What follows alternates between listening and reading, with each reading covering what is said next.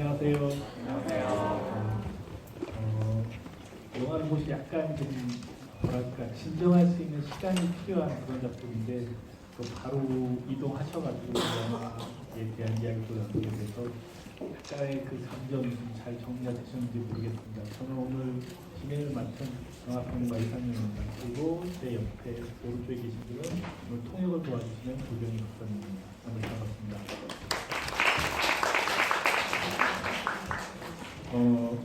사실은 올해 이제 전국제원에서 이 뿌띠 아만다라는 영화를 상영을 했었거든요. 그때 감독님을 꼭 모시고 싶었었는데 그때 일정이 안 되셔가지고 전주에 오지는 못하셨고 다행히 이제 동경에서 일본에서 오늘 이 영화도 개봉했다고 합니다. 그래서 일본에 개봉하는 일정 때문에 약간 마이크 좀 하울링 좀 주시겠어요? 네. 그 동경에서 이제 영화 홍보차 가셨다가 잠깐 그 시간을 마련하셔가지고 여러분들을 만나기 위해서 또 한국에 오셨습니다. 감독님이신 미하엘 허스 감독님을 소개해드리도록 하겠습니다. 안녕하세요. Merci à vous déjà d'être là, merci à Monsieur Kang et Madame Gilles de m'inviter, de me donner l'occasion de vous présenter le film. C'est un grand honneur, un grand privilège. 와주셔서 감사합니다. 그리고 영화를 또 배급 맡아주신 알트미디어 분들께도 감사드리고요. C'est un grand honneur, un grand privilège voilà, de pouvoir vous montrer le film ici en Corée. Je suis très honoré. Merci d'être là. 한국에 와서 영화를 소개돼서 너무 영광스럽고요. 와주셔서 다시 한번 감사드립니다. 아마 감독님 한국 방문 처음이신 걸로 알고 있는데 오신 지 시간이 얼마 안 돼가지고 인상이 어떠신지를 여쭤보는 게 좀 결례일 수는 있지만 그래도 명동에서 이쪽까지 오시면서 느낌이 어떠셨는지 궁금하긴 합니다.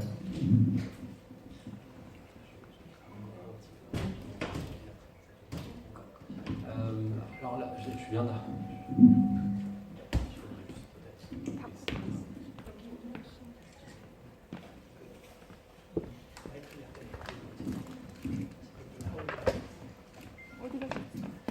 La première impression, alors je viens vraiment d'arriver, donc c'est compliqué d'avoir une impression, mais j'adore dans les villes en général quand il y a la cohabitation de nature avec des choses beaucoup plus architecturales, des grands ensembles, et donc les paysages que j'ai vus depuis la chambre de mon hôtel, qui est la seule chose que j'ai vue pour le moment, c'est vraiment ça, j'ai vu les montagnes, l'eau et la ville, et ça me touche beaucoup, voilà, c'est la première chose que j'ai vue.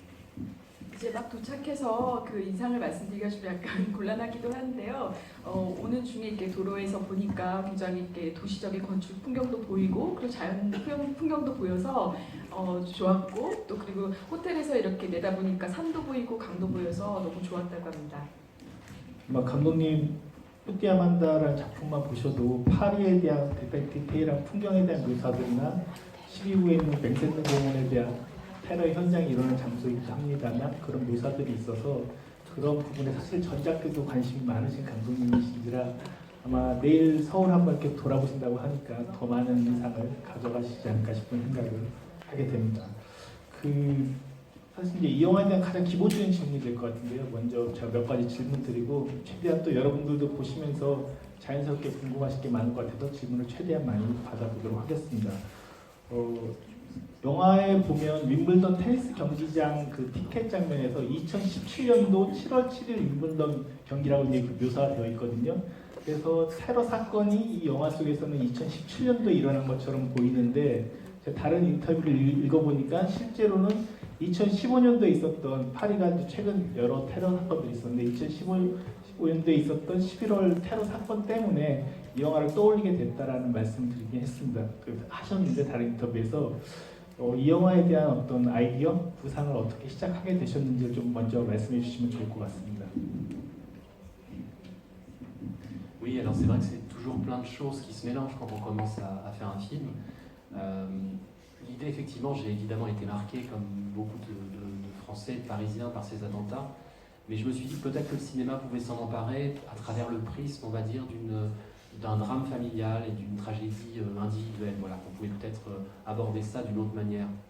Il y avait l'envie de filmer Paris. Moi, je suis parisien et voilà, au début de ce film, il y a l'envie de capturer quelque chose vraiment de la fragilité de la ville, de sa beauté aussi, de ses blessures. J'avais envie de faire un film autour de la paternité. Et puis il y avait aussi l'envie de faire un film autour de la figure d'un grand enfant qui accompagnerait un petit enfant comme ça autour d'un drame, d'une disparition. Voilà. Et puis à un moment toutes ces choses-là s'agrègent et font que le film vous devient un peu nécessaire et que voilà, il faut l'écrire. 영화를 만들 때 굉장히 많은 동기가 있었는데요. 우선은 그 파리 테러가 있고 난 후에 그 프랑스인들이 굉장히 많이 상처를 입었고, 그래서 이제 테러에 대한 얘기를 하고 싶었는데 그 테러를 개인과 가족 간의 이야기 안에서 들려주고 싶었습니다.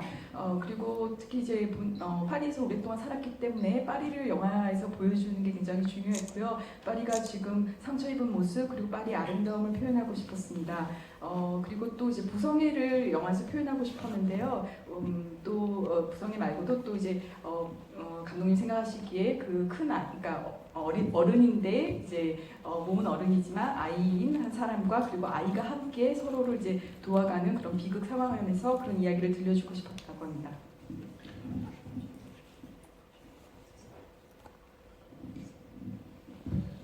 말씀 주신 것처럼 사실 다비드가 그 아만다를 돌봐야 되는 상황이긴 합니다만 영화에서 상세히 드러나긴 하는데 20대 초중반의 젊은 청년이거든요. 사실 애가 애를 키워야 되는 상황이라고 이제 우리식으로는 얘기할 수 있는 상황인데, 그래서 사실 이 영화가 좀 남달랐던 것 같아요. 그걸 책임져야 되는 존재가 대단히 경제적으로나 사회적으로 여유 있는 사람이 아니라 진짜 관리인 역할을 하거나 가끔 그 공공기관에서 공공근로를 하고 있는 그런 청년을 주인공으로 삼았다는 게 좀 남다른 부분인데, 왜냐하면 저희 한국 사회도 20대 청년 실업 문제라든가 청년이 뭔가 돌봐야 되는 상황에 대한 또 여러 가지 부담감이 있고, 이미 프랑스에서는 1000유로 세대라고 하는 이제 용어가 나왔었던 것처럼 사실 그런 세대적 문제가 이미 10년 전부터 그것들이 담론화됐다고 알고 있는데, 굳이 다비드가 그 아만다를 돌봐야 되는 상황으로 그렇게 생각하신 특별한 이유가 있으신지가 좀 궁금했었습니다.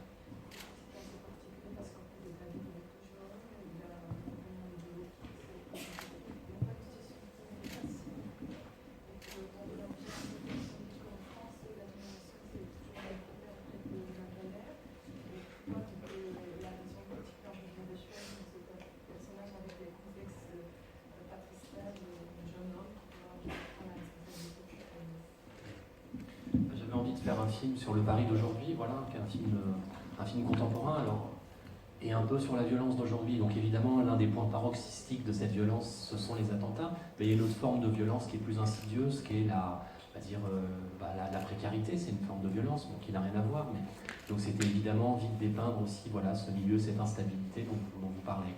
Et les attentats sont un point, on va dire, de ce tableau, l'un des éléments de ce tableau. Mais voilà, c'était l'envie de faire un tableau d'époque autour de ça, qui dépeint plusieurs thématiques. Voilà.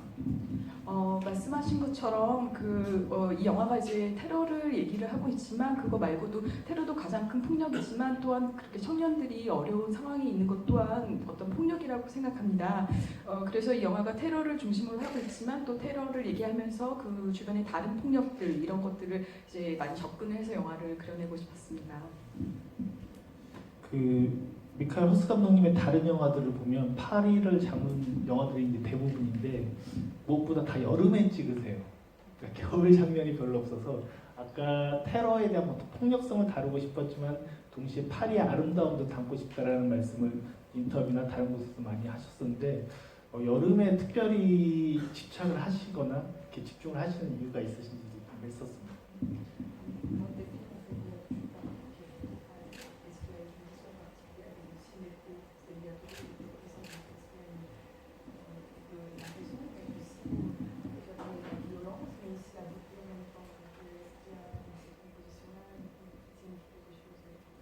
Oui, alors, Paris, c'est vrai que je filme souvent à Paris parce que moi je suis parisien, c'est la ville que je connais le mieux. Et très souvent quand j'écris, ce qui génère, on va dire, l'envie d'écrire et l'inspiration, c'est de partir d'un lieu. Voilà, je suis incapable de partir d'un lieu abstrait, j'ai vraiment besoin de partir d'un lieu que je connais. Et au moment où je m'imagine le lieu que je connais et que j'aime, il y a la situation qui se matérialise. Voilà. Donc c'est vrai que du coup les lieux deviennent toujours des protagonistes à part entière. Et comme c'est Paris que je connais le mieux, mes films se passent très souvent là-bas. Ça c'est une chose. Et pour ce qui est de l'été, j'aime bien tourner l'été. Alors pour une raison très pratique, c'est que j'aime bien faire les films en équipe relativement légère, avec peu de monde. Et l'été, on a besoin, on est habillé plus légèrement, on a besoin de moins d'éclairage additionnel, donc on peut se déplacer plus simplement, c'est quelque chose voilà, qui est plus pratique pour moi. Et puis après, je fais tous mes films ont plus ou moins attrait à la thématique, on va dire, de l'absence, de la disparition, du deuil. Et c'est vrai que l'été, pour moi, est un peu la saison, on va dire, par excellence, qui cristallise tout ça. C'est-à-dire que paradoxalement, c'est une saison qui est très très lumineuse, porteuse d'espoir, et en même temps, je trouve que l'absence y est d'autant plus prégnante. Et il y a ce paradoxe-là qui me plaît bien en été. 먼저 그 파리를 영화에서 이제 촬영하는 이유는 그 파리가 제가 사는 도시이고 그 가장 잘 아는 장소이기 때문에 파리에 대해서 얘기를 하는 게 있고요. 그리고 이제 여름 같은 경우에는 그 굉장히 좀 촬영을 할 때 그 되게 실용적인 면이 있어서 여름에 촬영을 많이 하는데요. 그리고 촬영을 할 때 그 팀이 좀 이렇게 많이 인원수가 많지 않고 작은 팀이 이렇게 이동도 쉽게 하고 촬영을 하는 것을 되게 좋아하기 때문에 여름에 또 촬영을 자주 한다고 합니다. 그리고 이제 세 번째로는 영화가 보통 이제 부재와 상실을 얘기를 하기 때문에 그런 테마를 갖고 있는데 여름 같은 경우에는 굉장히 뭔가 좀 희망이 생기고 새롭게 시작할 수 있는 것 같은 그런 분위기인데 그 안에서 또 부재를 얘기한다는 게 더 역설적으로 더 그 고통이라든지 슬픔을 표현할 수 있는 이유이기 때문입니다. 그래서 사실은 감독님 영화 큰 스크린으로 보셨으니까 느끼셨겠지만 빛에 대한 인상이 상당히 예민하시거든요. 그래서 디지털 시대가 됐지만 주로 많은 영화들을 슈퍼 16mm로 영화를 찍으셨어요. 이 작품도 그러한 작품을 알고 있는데 슈퍼 16mm라고 하는 사실은 지금은 현상하기도 그렇게 쉽지가 않은 그런 필름 매체 35mm도 아니고 그 이전에 누베바 감독들이 많이 또 활용했었던 그런 포맷이기도 한데 슈퍼 16mm에 대해서 특별히 애정을 보여주시는 이유가 또 따로 있으신지 궁금합니다.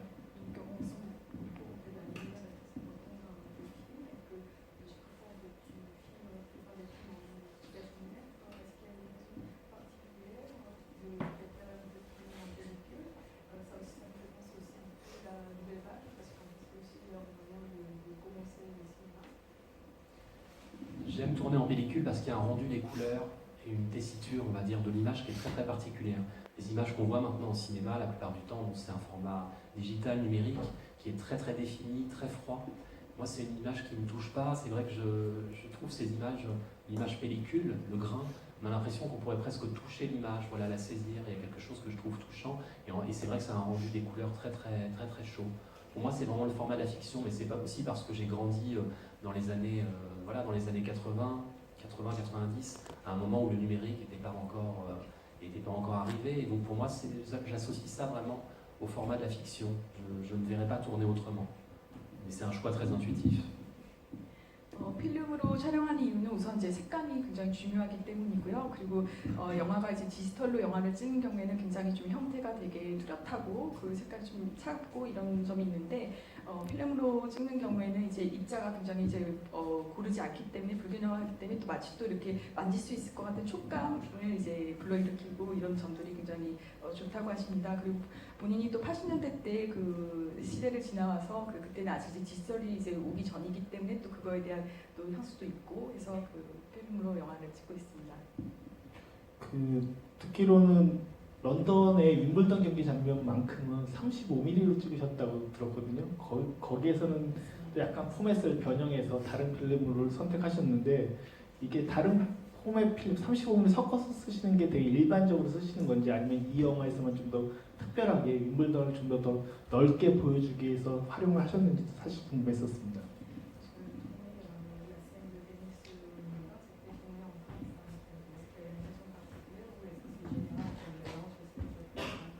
Non, c'est très particulier. Généralement, on tourne en 16 ou en 35. On a tourné la séquence finale effectivement en 35 mm, donc il reste de la pellicule, mais une image qui est moins granuleuse, un peu plus précise que le 16 mm. Alors il y a deux raisons. On voulait une fin, toute la partie londonienne, on voulait qu'il y ait un appel de lumière un petit peu. C'est la fin, donc c'est tourné vers une forme de résilience, de luminosité, mais aussi pour des raisons plus pratiques, c'est qu'il y a beaucoup de trucage dans la séquence finale.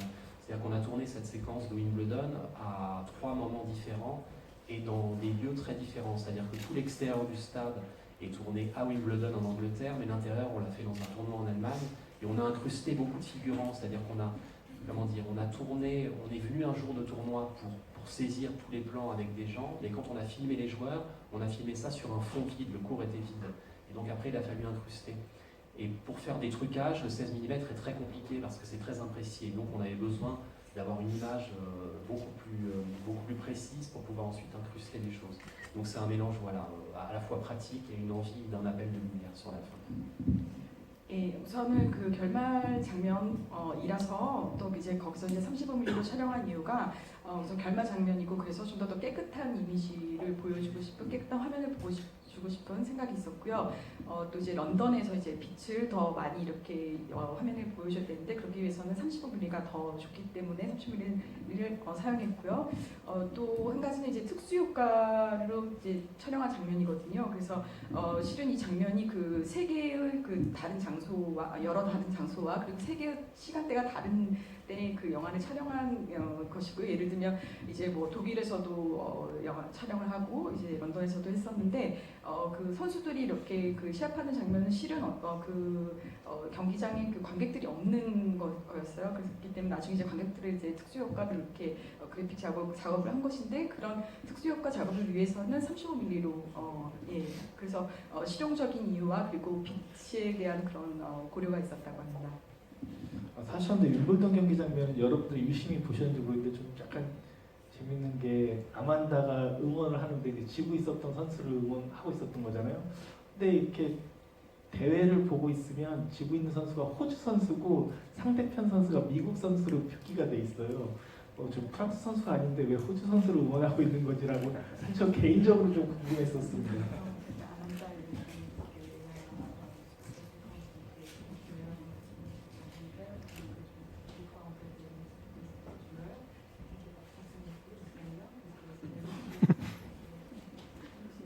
Je pense que Amanda, c'est quelqu'un qui est dans une forme de combat avec la vie. C'est une petite fille qui a perdu sa maman et qui cherche à aller de l'avant. Je pense qu'il y a une espèce d'identification à quelqu'un qui est en train d'être mené, qui est en mauvaise posture, comme elle l'est dans sa vie. Et je pense qu'il y a un phénomène d'identification. Voilà.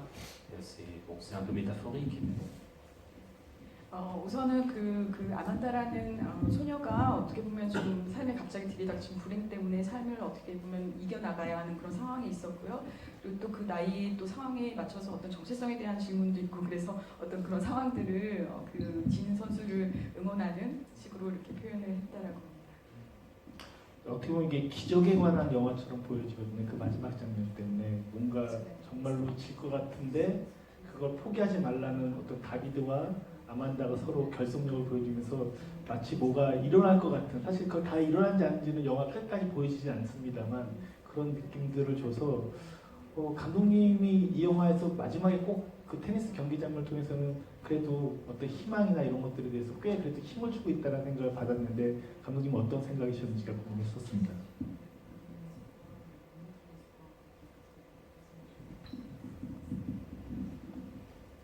Oui, c'est vrai que le point de départ, la matière du film est tragique, elle est très sombre. Mais je détesterais l'idée que le spectateur ressorte totalement dénué d'espoir. Voilà, pour moi, c'est important d'aborder des thématiques graves, qui sont des thématiques existentielles de la vie, mais de trouver un moyen d'y introduire la lumière, de faire malgré tout des films résolument lumineux. Pour moi, c'est essentiel. Et donc oui, c'est effectivement... c'est pas non plus, la vie n'est pas belle, c'est pas naïf parce que c'est finalement le début d'un chemin, mais un chemin qu'ils vont pouvoir construire à deux avec le personnage principal. Il y a un possible après. Et le film se termine sur un score d'égalité, donc tout est à faire, mais en tout cas là les choses ne sont pas terminées et on peut aller de l'avant. 예, 맞습니다. 영화가 되게 비극적인 내용을 다루고 있지만 그래도 감독님 생각하시기에는 좀 관객들이 이제 그 영화관 나설 때는 그렇게 너무 어떤 비극적인 상황에 이렇게 머물지 않기를 바랬다고 하십니다. 그래서 영화에서 또 이제 빛이 굉장히 중요했고 그 빛이라는 것은 뭔가 희망 같은 것을 얘기하는 건데요. 또 인생이 아름답지 않다고 해도 그게 크게 큰 문제가 아니라는 거. 그러니까 왜냐하면 이제 시작일 뿐이니까 이 두 사람에게도 어떤 용기와 희망을 갖고 앞으로 나아갈 수 있는 가능성이 있다라고 하셨다고 합니다. 사실 이게 아까 제가 다비드가 아만다를 돌봐야 되는 영화라고 말씀드렸지만 때로는 아만다가 다비드를 돌보는 것 같은 느낌을 줄 때가 있거든요. 무엇보다도 이조로 미트리에라는 그 아역 배우를 어떻게 캐스팅하셨는지도 궁금했고 동시에 아만다가 종종 어른처럼 더 태연하게 이런 것들을 감내하는 모습을 보여주는 여러 장면들이 있었는데 그런 장면들을 꽤 많이 힘을 주셨다고 또 생각이 들었었거든요. 그런 장면들에 대한 고민이 어떠셨는지도 됐었습니다.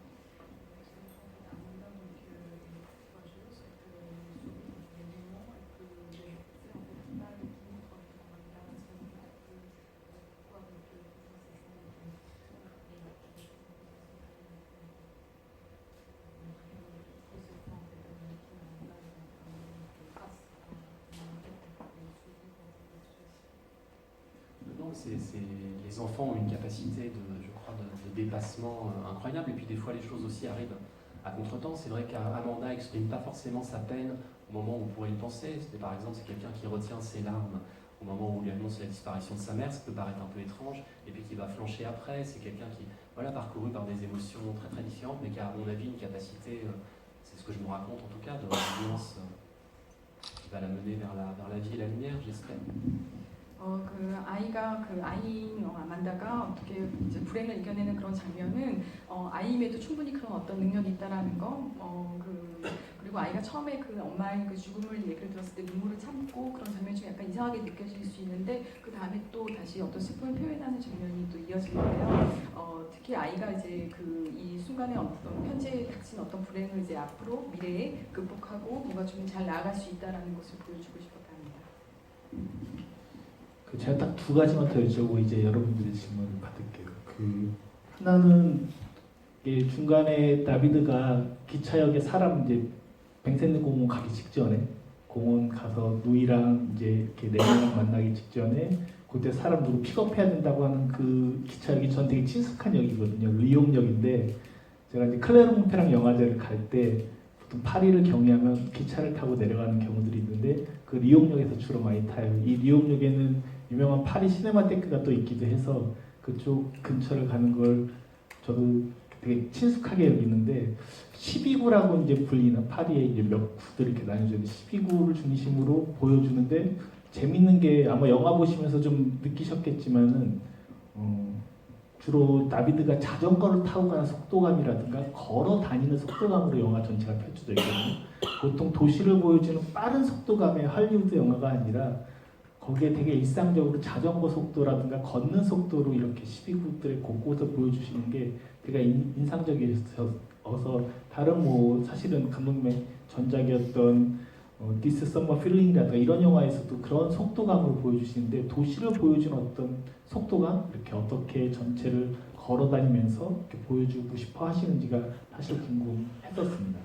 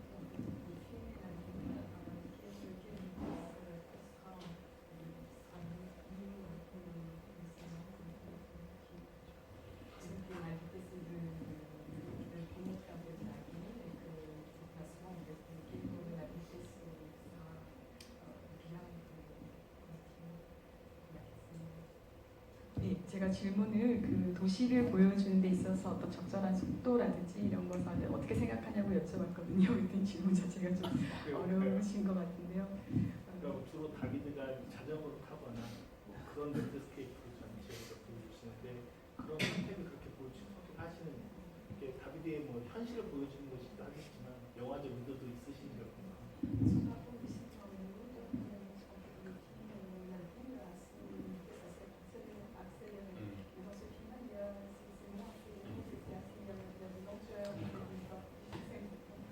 Oui, ça, enfin, la lenteur, je ne sais pas, ce qui est important pour moi, c'est d'essayer de faire des films qui sont le plus en accord avec l'idée que je me fais de la vie. Et dans la vie, bon, bah, on n'a pas tous des vies spectaculaires, elles sont faites aussi de moments de flottement, de moments de creux, et donc ce ne sont pas effectivement une succession de climax ou d'accélération. J'ai l'impression que le cinéma doit trouver une manière de prendre en charge aussi les moments plus creux, pour ressembler à la vie, quoi. Alors il ne s'agit pas de faire quelque chose d'ennuyeux, mais de trouver un équilibre, voilà, de donner une forme de beauté à ces moments qui sont des moments d'ennui, de flottement, ou de recherche, d'errance. Le cinéma doit prendre en charge aussi ça. Je ne sais pas si ça répond aux questions. 그 도시를 보여주는 속도에 대해서 그 질문하셨는데 그 속도라는 거 이제 본인이 생각하시기에는 이제 어떤 삶의 속도라고 생각하신다고 합니다. 왜냐하면 사는 데 있어서 늘 이렇게 뭔가 속도가 빠르고 이럴 수 없고 특히 영화에서 보여지는 속도는 어떻게 보면 좀 약간 느려지는 어떤 삶의 부분이기 때문에 영화에서 그 속도를 그런 생각 아래서 이렇게 좀 약간 느리게 도시를 보여주었다고 합니다. 그래서 사실 되게 정지하는 장면이 중요하게 느껴졌었거든요. 예를 들면 병원에 찾아갔을 때 전화기 빌려달라고 하는 장면이 있었잖아요. 그때 보면 무슨 얘기를 더 할 것 같은데 그 다친 여자도 그렇고 더 이상 얘기하지 않은 채 그냥 두 다비드와 그 여자분이 그냥 멀뚱히 서 있는 장면을 이렇게 보여주는 그런 장면들이 사실 되게 이 영화 볼 때 인상에 박혔던 장면들이어서 사실은 그렇게 느리게 움직이다가도 어느 때는 거의 정지한 것처럼 그냥 고정된 채 그들이 있는 모습을 보여주는 게 저로서는 되게 인상적이었다고.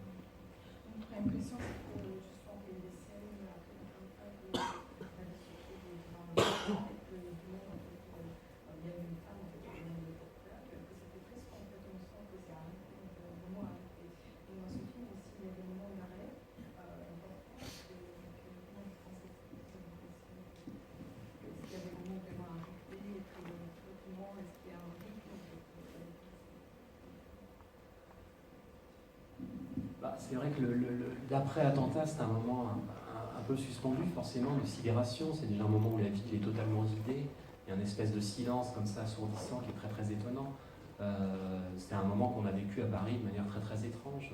On a presque, oui, l'impression d'une surréalité, effectivement, comme si les choses s'étaient arrêtées. Petit à petit, la vie refait surface. Mais c'était effectivement un moment un peu hors du temps, oui, complètement. 네, 당시 그 파리에서 그 테러가 있고 나서 좀 전체적으로 파리에서 느꼈던 어떤 분위기도 하고요. 뭔가 모든 것이 다 멈춘 것 같은, 그리고 영화에서도 이렇게 뭔가 좀 갑자기 침묵이 흐르거나 뭔가 멍멍한 것 같은 그런 느낌이 있는 그 장면도 어떻게 보면 이제 당시 그 파리의 분위기를 표현하기 위한 연출이었다고 합니다. 제가 이제 농담적인 질문 딱 하나만 던지고 여러분들 질문 바로 받도록 하겠습니다. 그 궁금했던 게 초반 장면이었었는데요. 그 쌍들이 누나가 들어오는 바람에 말이 끊겼는데 그 다비드가 아만다한테 농담 내가 퀴즈 하나 낼게 가장 인기 있는 팝에서 끊기는데 파스타라고 이제 말씀하시는 것 같았거든요. 도대체 그게 답이 뭔지가 사실은 영화 보고 나서 계속 생각이 나가지고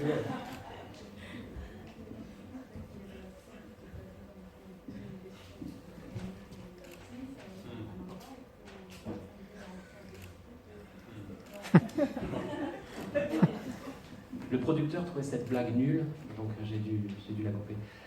Alors là, je ne sais pas si c'est compliqué, en français. Donc quel est le poisson le plus jeune, hein, je crois que c'est ça la question. Et donc en français, c'est le poisson pané. C'est dur à expliquer, c'est vraiment une blague. D'ailleurs, pané, c'est un poisson frit.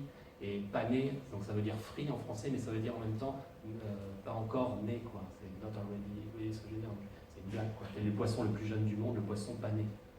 I don't know how you can translate that. 이제 약간 번역하기 어려운 부분인데요. 왜냐하면 이게 이제 프랑스 언어 유희 질문이어서 그 질문이 이제 가장 어린 물고기를 뭐라고 하니라고 하는 것이었습니다. 근데 그게 이제 그 생선, 그저 물고기 그 튀김을 빠네라고 하거든요. 근데 이 빠네가 아직 태어나지 않았다라는 뜻도 됩니다. 그래서 이게 그 언어 유희 농담이기 때문에 하고 싶었는데 제작자가 중간에 끊긴 이유는 제작자가 그 농담이 좀 약간 형편없다고 생각합니다. 끊을 수밖에 없었다고 말씀하십니다. 제작자의 힘이었었군요. 감독의 의도가 아니었던 걸로 정리가 됐습니다.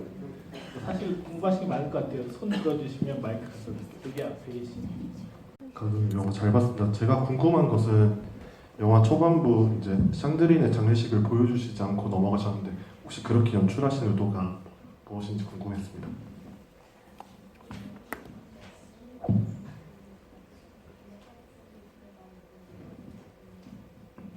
Oui, merci à vous.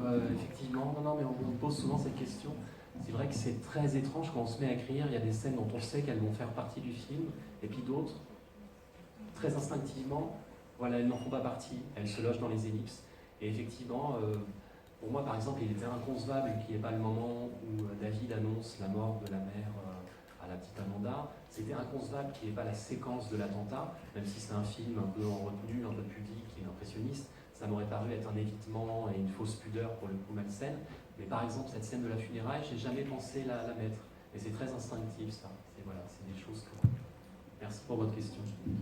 질문 감사드리고요. 되게 자주 하시는 질문이기도 합니다. 근데 굉장히 본능적으로 이제 연출한 부분이기도 한데요. 왜냐면 영화에서 가장 중요했던 것은 이제 그 산드리느 엄마가 이제 돌아가신 것을 아이에게 설명하는 그 장면이 굉장히 중요했고요. 그리고 또 다른 한 가지는 이제 그 테러에 대한 어떤 얘기를 할 때 너무 좀 극적으로 그것을 표현하는 것을 좀 피하기 위한 결정이긴 했습니다. 근데 이 모든 것 다 이전에 굉장히 본능적으로 한 번 더 장례식 장면을 써야겠다 그런 생각 전혀 안 하셨고요. 그때 본능적으로 직관적으로 하신 결정이라고 합니다. 그와 더불어서 사실은 그 샹드린, 그다음에 레나 그리고 다리 다친 친구 있었잖아요. 이들이 다 같은 공원에서 사고를 당한 것으로 여겨지는데 그들이 모이기로 했었던 건지 뭔지가 사실 아주 또렷하게 등장하진 않거든요. 그 부분도 일부러 생략을 하셨던 건지 그렇게 보이는데 그들이 거기에 다 같이 모여 있었던 건지 뭐 이런 것들이 사실은 영화를 보고 나서도 궁금하긴 하더라고요. 어느 부분들은 해소가 됐지만.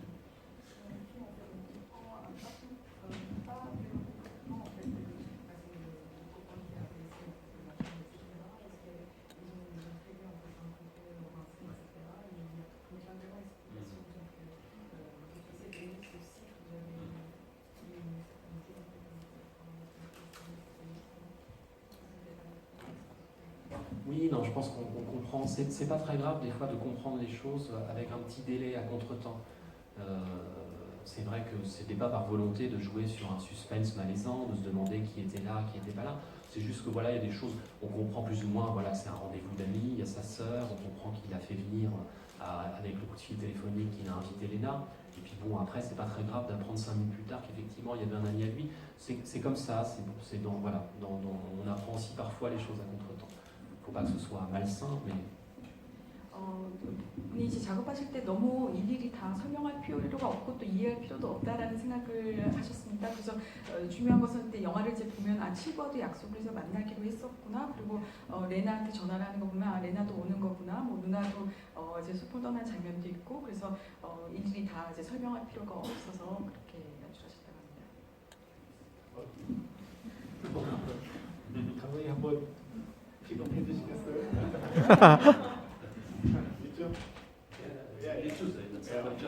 오케이.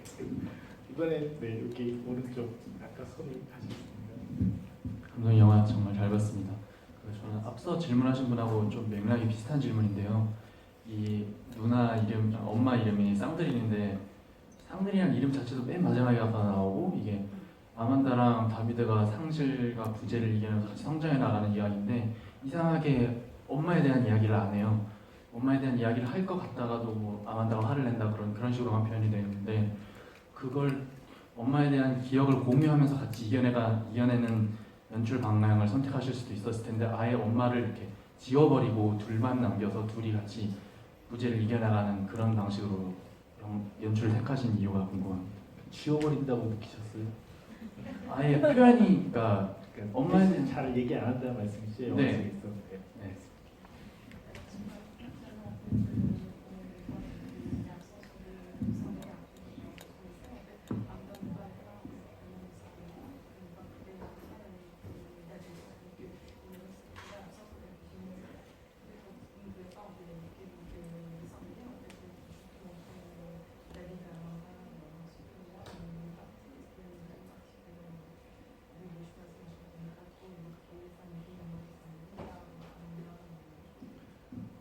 je pense que c'est ce que je disais aussi un peu, c'est-à-dire que c'est un moment, ces gens-là aussi sont rattrapés dans une espèce de vie quotidienne.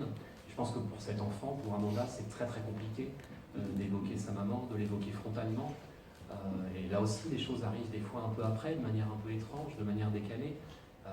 Et elle réussit à exprimer sa peine par moments, à des moments auxquels on ne s'attend pas, comme par exemple sur la toute fin. Alors c'est une peine mêlée de rire, mêlée d'espoir.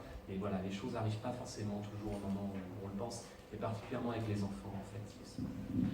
사실 그러니까 이제 어머니가 돌아오시고 나서 이제 일상을 살아가야 하는데 아만다라는 작은 소녀가 또 그렇게 어머니에 대해서 어머니 돌아가신 것에 얘기를 하는 것 자체가 굉장히 어렵다고 생각했습니다.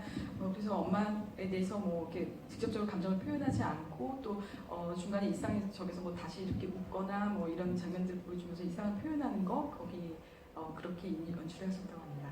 대단히 좋습니다. 예, 그래서 실제로 보면은 이게 그냥 갑자기 터지잖아요. 예를 들어서 엄마 보러 가자고 했는데 공원에 못 들어가게 되니까 돌아오면서 갑자기 아만다가 터진다든가 아니면 다비도 갑자기 친구랑 그 다리 다친 친구랑 얘기하다가 갑자기 살아야지라고 하다가 갑자기 터진다든가 저는 그게 되게 더 리얼하다고 느꼈거든요. 사실은 이걸 다 말하기보다는 현실적인 진짜 그런 사건을 겪은 사람들은 그게 억눌려 있다가 갑자기 순간적으로 이렇게 푹 터지는 게 그게 더 삶에 가까운 모습이 아닐까 싶은 생각이 들어서 제가 갑자기 개입을 해서 말씀드렸는데 그런 표현법들을 쓰신 건 아닌지 한번 여쭤봐주십시오.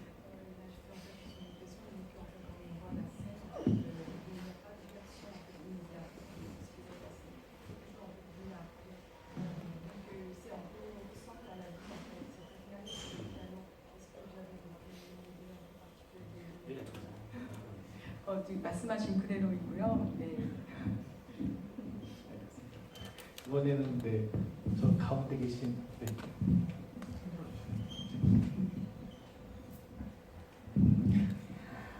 다른 분도 그러셨겠지만 윈블던의 아만다의 감정 흐름에 저도 굉장히 많이 이입이 됐는데요. 저는 그 선수들의 국적은 주목하지 못했지만 아만다가 선수가 첫 점수를 잃자마자 감정이 바로 빨려드는 것 같았는데 혹시 누군가의 슬픔에 본인도 바로 즉자적으로 반응을 한 것인지 그 포인트에 이유가 있는지 알고 싶습니다.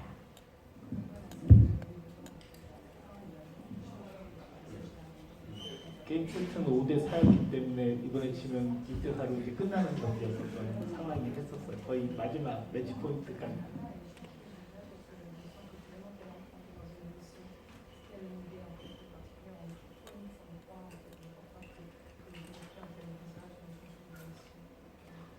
Non, ce moment, c'est effectivement un moment à la fois heureux parce que c'est un moment de partage avec David, avec son oncle, un moment, c'est-à-dire assez lumineux, mais c'est aussi un voyage qu'elle devait faire avec sa maman, c'est-à-dire c'est un voyage qu'ils devaient partager à 3 et non pas à 2, et donc il y a ce siège vide à côté. Donc à ce moment-là, elle est partagée entre plein d'émotions, et puis c'est aussi, voilà, il y a cette phrase, cette discussion qu'elle a eue avec sa mère autour de la phrase d'Elvis Presley qui revient et qui fait écho à ce que lui expliquait sa mère sur ce que signifie cette phrase et ce que lui évoque elle ce match.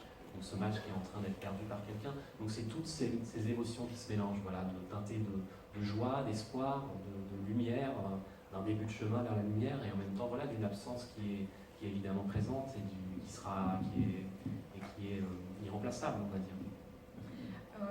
실제 그 시합 장면에서 이렇게 선수가 이렇게 점수를 읽고 이런 것도 있지만 그 아만다의 내적인 상황에서는 이제 삼촌과 여행을 하게 돼서 굉장히 즐겁고 이런 마음도 있는데 동시에 엄마와 함께 여행을 오기로 한 거여서 그것 또한 또 이제 생각을 지울 수 없는 부분이고 그래서 즐거움과 슬픔이 뭔가 좀 혼합되어 있는 호재되어 있는 상황이었기 때문에 겉으로는 또 이제 시합의 어떤 결과로 또 그런 감정의 변화가 일어나는 것 같지만 결국은 그 아만다 그 안에 있는 내부에서 일어나는 어떤 감정의 변화를 표현하는 장면이었다고 합니다. 그러니까 런던 장면은 전체적으로 그런 게 다 있는 것 같아요.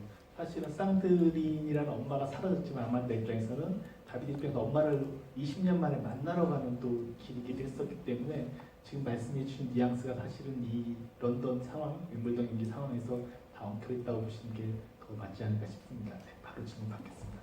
네, 이번에 저 뒤에 계신 지금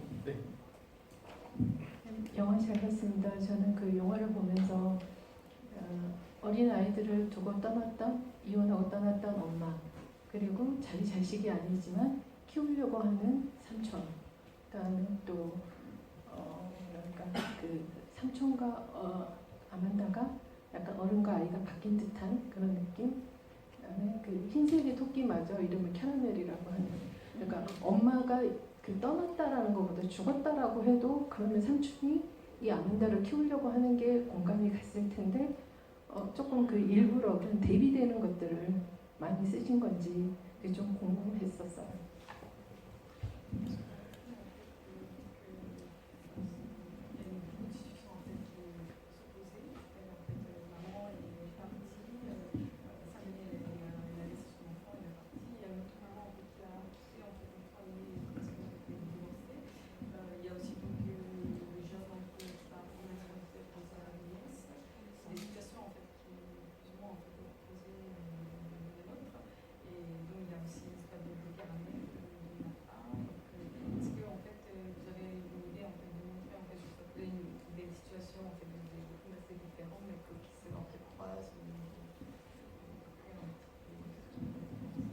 Vous savez, c'est très intuitif quand on écrit une histoire. Hein. Je pense que des histoires comme ça, il y a 15 000 manières de les raconter. Mais c'est vrai que, alors je ne sais pas si je parle en termes d'opposés, mais disons que j'aime bien l'ambivalence, on va dire, de la complexité, l'ambivalence des sentiments, des situations. Et par exemple, même dans une situation de deuil ou de grande peine, à l'intérieur, il y a aussi des moments de joie. Il peut y avoir dans des familles, effectivement, des situations de grande séparation, des situations d'absence, et des situations aussi de retrouvailles ou de grande solidarité. Il peut y avoir, il y a plein, vous avez raison, plein de sentiments contradictoires qui font un peu la complexité et le tableau d'ensemble, on va dire, des sentiments de la vie. C'est un peu comme ça. Donc j'essaie, voilà, encore une fois, de faire des films les plus proches possibles de ce que je me raconte du vraisemblable de la vie. Et le vraisemblable, il est souvent complexe et il est souvent fait, oui, de choses opposées qui se rencontrent. Vous avez raison. 예, 말씀하신 것처럼 그 안에서 되게 이제 감정이 좀 대비되거나 또 어떤 상황이 좀 이렇게 서로 이제 대비되는 그런 면이 있는데요. 우선 시나리오 쓸 때는 그 굉장히 직관에 의해서 쓰기 때문에 뭔가 좀 이렇게 다 구조적으로 이렇게 다 접근하진 않으셨는데요. 오히려 또 이제 남극적인 면을 보여주는 것에 대해 관심이 많고, 왜냐면 여기서도 이제 애도의 시간이지만 또 한편으로는 굉장히 또 이렇게 즐거운 장면도 있고 어떤 혼재되어 있는 그런 상황들. 그런 상황들이 굉장히 삶의 유사한 부분이라고 생각합니다. 그래서 어떤 좀 삶과 좀 더 비슷한 부분을 영화에서 보여주는 게 중요하다고 생각했습니다. 다른 질문 받아보겠습니다. 네, 오른쪽.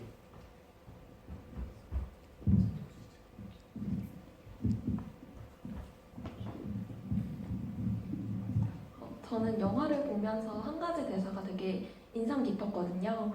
첫 번째, 그게 2번 등장하는 대사인데 내가 있어라는 대사예요. 처음은 아만다가 악몽을 꿨을 때 다비드가 달래주면서 내가 여기 있어라고 얘기를 해주고, 두 번째는 이제 영국에 가서 앨리슨이 다비드에게 내가 있어라고 얘기를 해주거든요.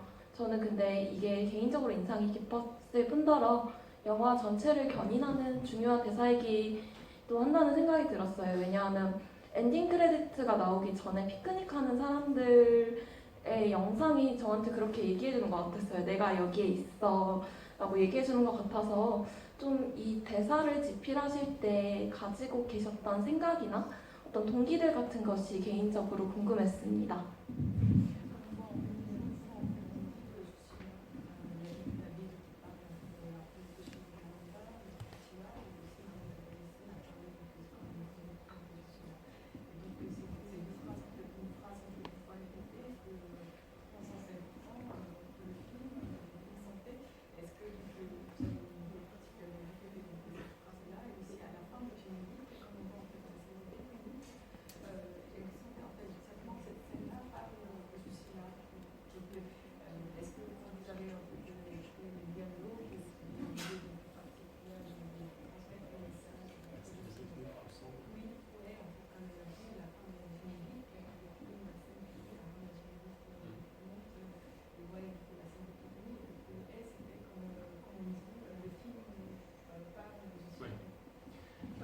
Je ne sais pas si je comprends bien votre question, mais oui, c'est ce que je vous disais, c'est-à-dire que le film est tragique, évidemment. Il n'y a pas plus tragique qu'un enfant qui perd un jeune enfant qui perd sa maman.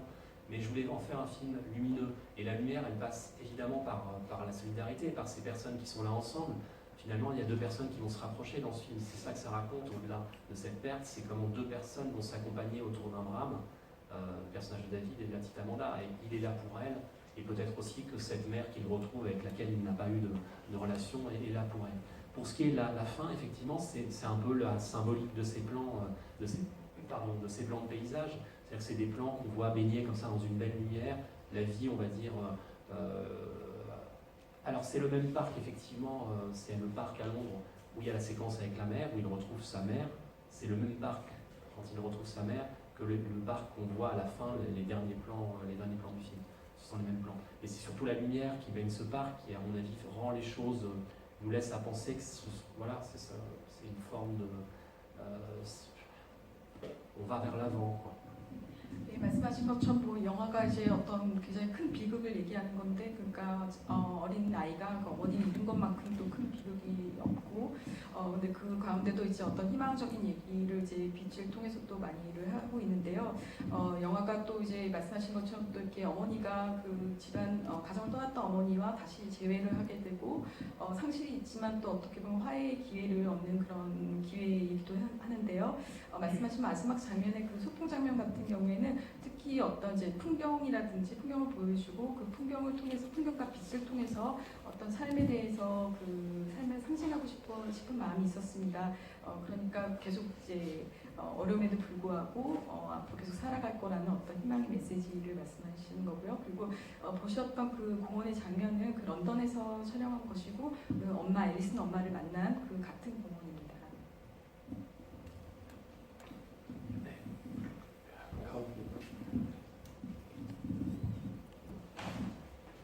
재밌게 잘 봤습니다. 저 같은 경우는 인상적인 부분이 마지막 그 시퀀스인 이 아만다의 상처와 이 감정이 폭발하는 것을 이 테니스에 이입해서 한 부분이 되게 인상적이었는데요. 그와 관련해서 이제 나올 수 있는 게 이제 엘비스 프레슬리에 대한 관용 수거와 책이잖아요.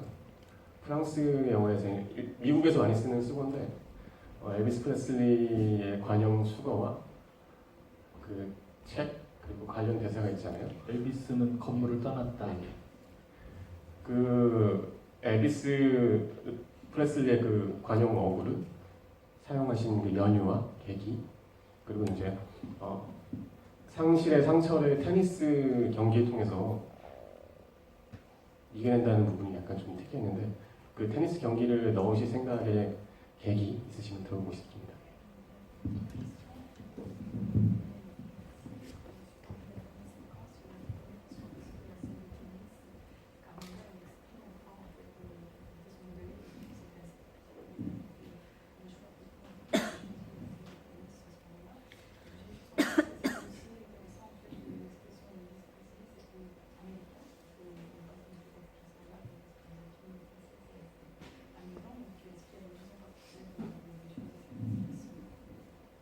L'expression, en fait, quand on écrit, alors on écrit sur il y a des espèces de grandes obsessions, puis parfois il y a comme ça des petites choses qui arrivent, qui sont plus anecdotiques, mais qui prennent tout à coup une place importante dans le scénario.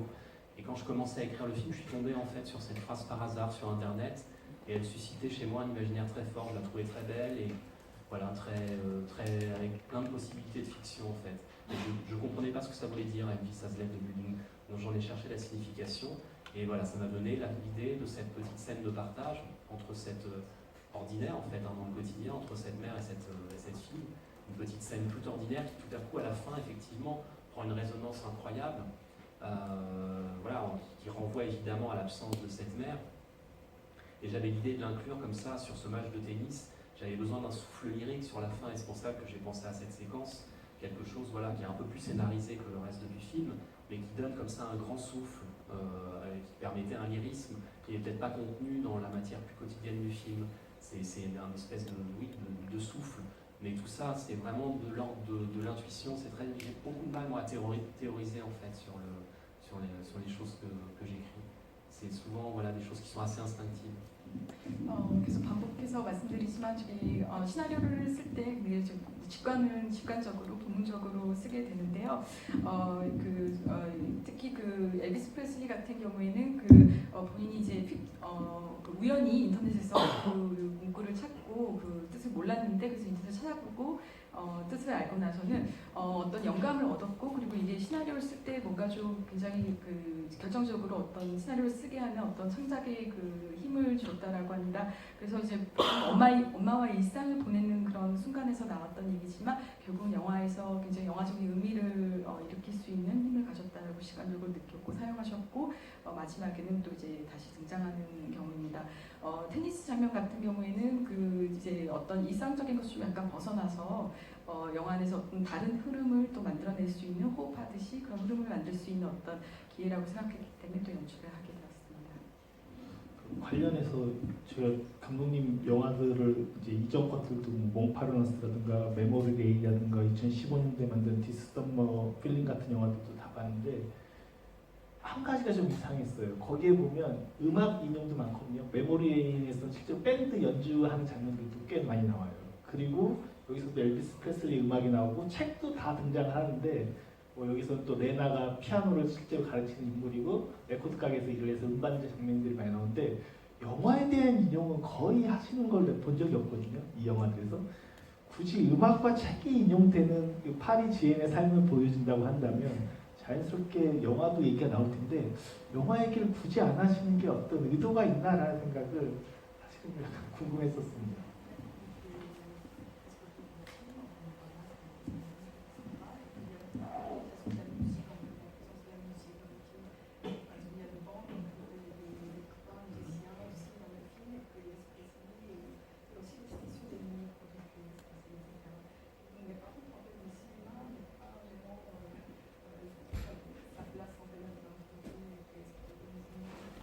Moi, je suis passionné de musique, c'est vrai que c'est vraiment ma source d'inspiration première, c'est que j'ai vraiment besoin d'écouter de la musique tous les jours. Très souvent, ça influence la tonalité, les humeurs de l'écriture.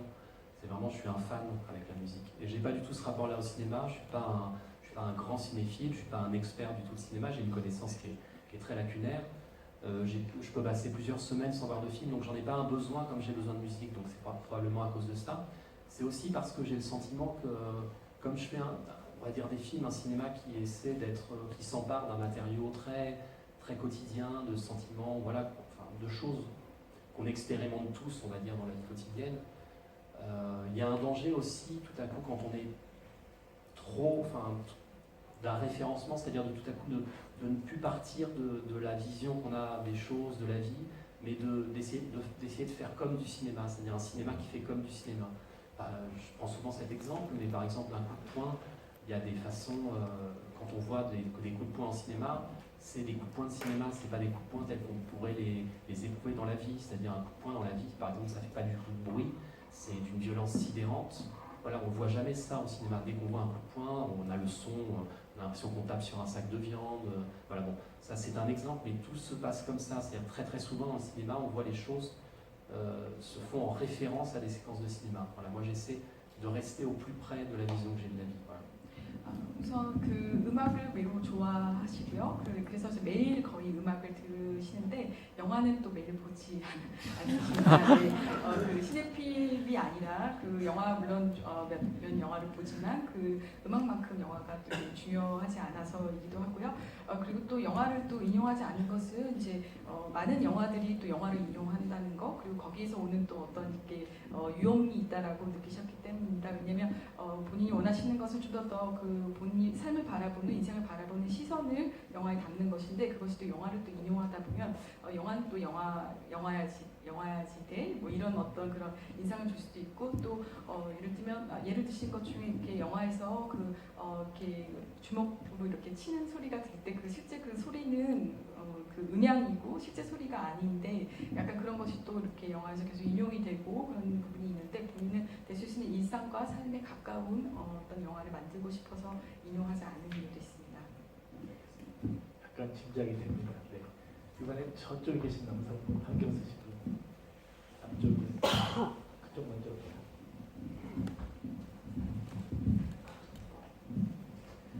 이 영화 예쁜 영화고 아름다운 영화라서 재밌게 잘 봤는데요. 궁금한 게 있는 거에 그 테러 사건이 있었잖아요.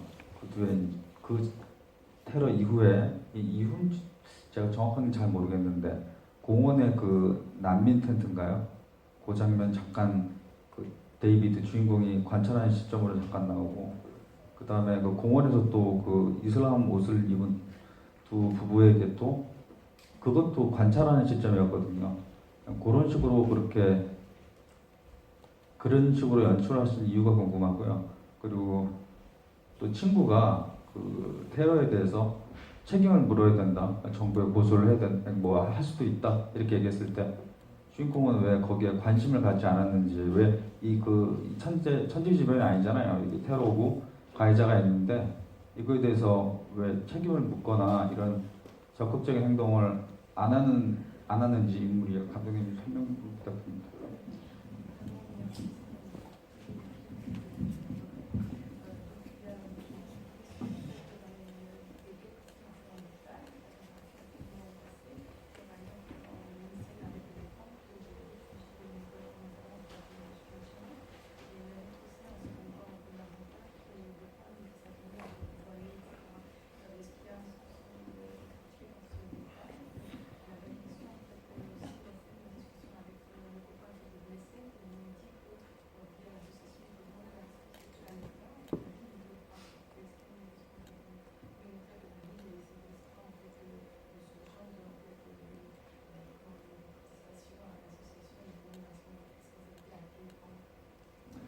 Merci de votre question.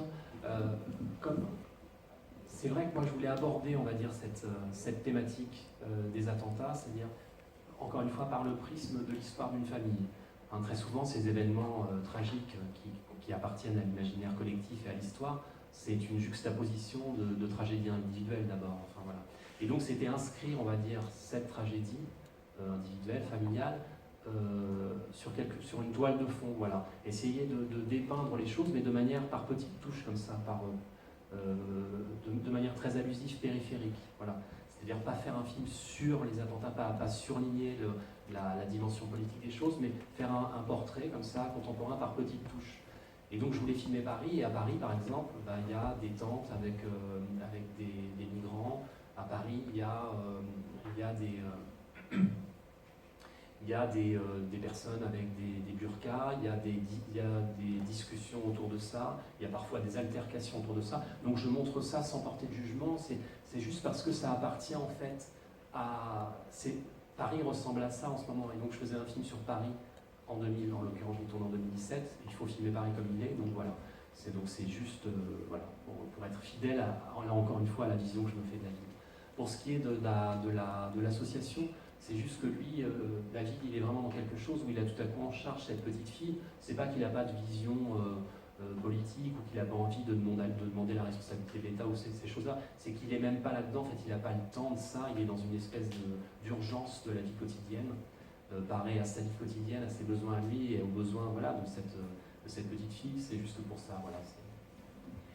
먼저 이 영화에서 테러를 다루지만 어디까지나 가족과 어떤 개인의 어떤 비극이라는 영역 안에서 이야기를 하고 싶었기 때문이기도 하고요. 우선 그래서 이제 결국은 어떤 그 디테일한 테러에 관한 것들을 되게 섬세하게 그리고 직접적인 게 아니라 되게 가변적으로 간접적으로 다루고 싶었습니다. 그리고 이제 파리에서 그 이민자 텐트가 등장하고 그 뷰카를 입은 여인이 등장하는 것은 파리에서 보여지는 그 파리 그대로의 모습이기 때문에 2017년도에 이제 본인이 보는 어떤 파리 풍경을 묘사하기 위해서 그냥 어떤 무슨 판단이라든지 의미 부여가 아니라 자연스럽게 연출한 부분이고요. 그리고 이제 다비드 같은 경우에는 무슨 정치적인 의견이라든지 아니면 국가에 대해서 정말 책임을 물어야 된다 이런 생각이 없었던 것이 아니라 지금 다비드의 상황이 너무나 그 조카를 책임져야 하는 그런 위급한 상황이기 때문에 어떤 일상적으로 그럴 시간이 없어서 그 친구에 그렇게 얘기한 것이지 결코 생각이 없어서는 아니라고 얘기했습니다. 아마 저희 같은 경우는 이제 세월호를 다루는 최근에 한국 영화들이 쭉 나왔는데 그걸 어떻게 방문할 것인가에 대한 또 하나의 입장으로 한원에서 생각해 오셔도 좀 답을 찾아볼 수 있지 않을까 싶은 생각이 들기도 합니다. 네, 일단 가운데. 네.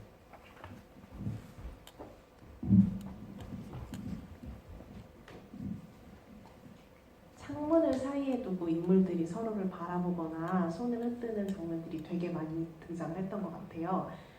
가끔은 창문 밖에 있는 사람이 안에 있는 사람을 바라보기도 하고 또 서로 다른 창문을 사이에 두고 이쪽 창문 뒤에 있는 사람이 저쪽 창문 뒤에 있는 사람에게 얘기를 하기도 하는데 이렇게 창문을 통해서 서로 바라보거나 이야기하는 장면들이 공통적으로 좀 특별하게 의미하는 게 있는지 궁금했습니다. 이것도 일단 리얼하다고 하실 것 같은데 파리에 살면 다 보여요.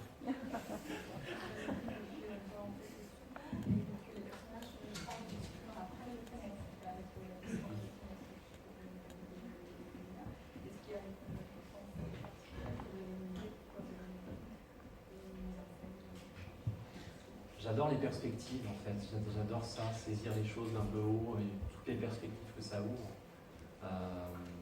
Voilà, c'est des situations qui sont très très cinématographiques en fait, hein, d'être à une fenêtre et puis voilà, d'être soit ouvert sur le monde ou soit en face d'une autre fenêtre. Voilà, je trouve que c'est très très très inspirant en fait. C'est aussi simple que ça et puis c'est vrai qu'il y a même des choses parfois qui est un peu... je choisis même très souvent les appartements, les intérieurs d'appartements pour la découverte qu'ils ont plus que pour l'intérieur. Ce qui parfois rend complètement malade mon chiffre opérateur qui se dit mais c'est pas possible. Et c'est vrai que c'est très très important pour moi l'ouverture sur le monde. Voilà. 잠시만요.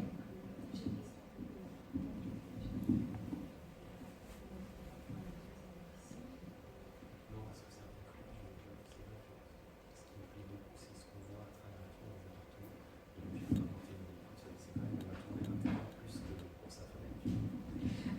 창문의 그 사이를 두고 이렇게 그 인물들이 얘기를 나누는 그 장면 자체가 본인에게 굉장히 영감적이고 그리고 영화적으로 느껴지셨다고 합니다. 그래서 이렇게 봤을 때 어떤 시각적으로 굉장히 좀 좋은 훌륭한 아름다움을 느꼈던 것이고요. 그리고 이제 영화를 찍었을 때 어떤 그 아파트의 어떤 내부적인 이렇게 내부적으로 촬영하는 것보다 이렇게 밖에서 창문을 통해서 그 다른 그 맞은편에 있는 아파트의 그 안에 내부적인 풍경을 보여주기를 원했다고 하십니다. 때로는 촬영 감독님께서 그게 되게 어려운 주문이어서 좀 약간 이렇게 의견이 마찰도 있었지만 그런 식으로 촬영하셨습니다. 오히려 전 그게 궁금한데요. 정말로 볼펜을 양말에 집어넣어서 이렇게 한 번에 성공할 수 있는 것인지 도대체 몇 번 촬영을 하셨을지가 사실 궁금했어요.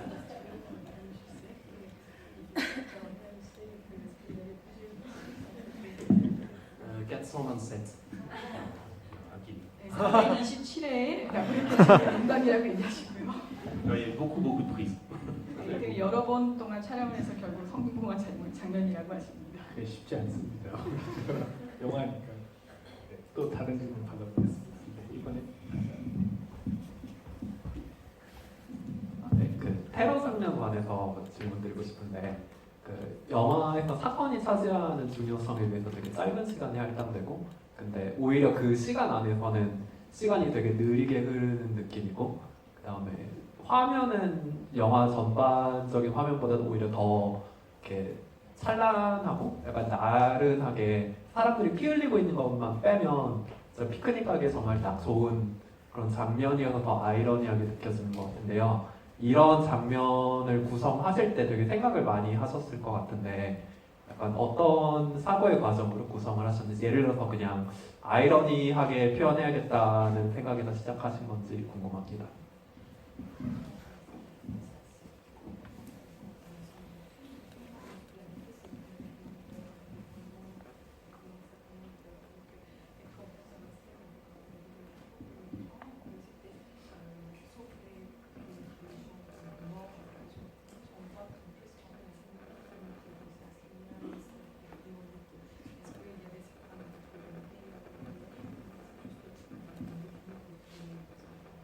Non, pas du tout d'ironie. Non, disons qu'il y a deux choses. Je pense que la scène, je la voulais très réaliste, au contraire. Enfin, disons, elle est à la fois vue à travers le regard d'un personnage, et donc là, il y a quelque chose qui est, en plus, dans une lumière qui est un peu déclinante, la lumière du soir. Donc ça apporte peut-être quelque chose d'un peu surréel. C'est-à-dire comme si les choses, la violence de la séquence n'avait pas encore pu parvenir à son cerveau, comme si son cerveau le protégeait d'accéder à la totalité, on va dire, de la violence de cette séquence.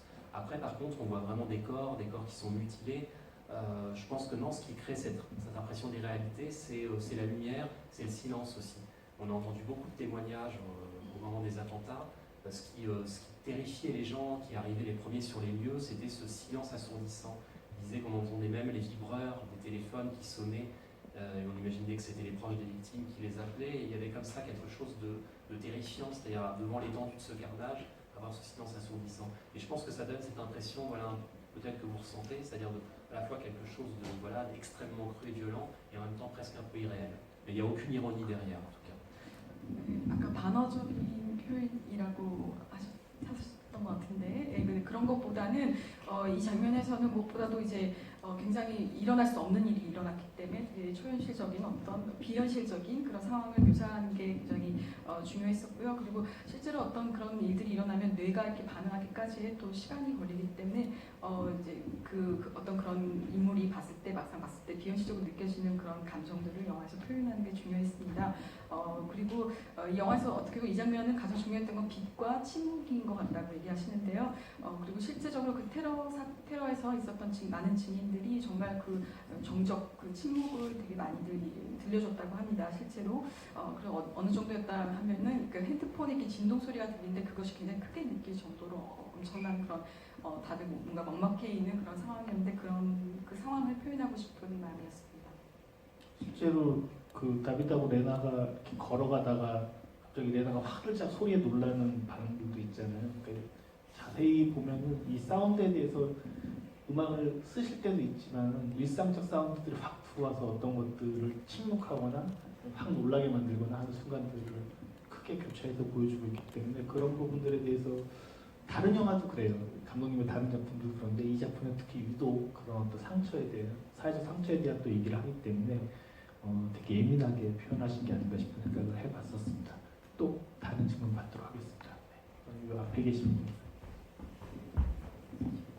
아마타의 친아버지는 찾을 생각이 없는 건지 궁금합니다. 그건 아마 샹트리 자체가 애초부터 없었던 것 같은데 그렇잖아요. 애초부터 이 삶의 결정 자체 방향이 없었기 때문에 그 얘기는 굳이 드라마적으로든 영화 속에서 표면적으로 한 번도 수면위에 떠오른 적이 없었던 것 같아요.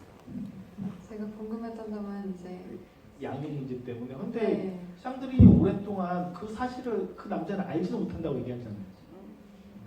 또 알지도 못한 사람한테 이제서야 아만다 맡아줘라고 얘기하는 거 자체는 현실적으로도 그렇고 드라마적으로도 그렇고 쉽지 않지 않을까요? 네. 그 부분 애초에 우리 이반의 편지에 대해서 좀 굳이 왜 반응하지 않는지가 사실 좀 궁금했어요. 그게 질문이 더 좋을 것 같습니다.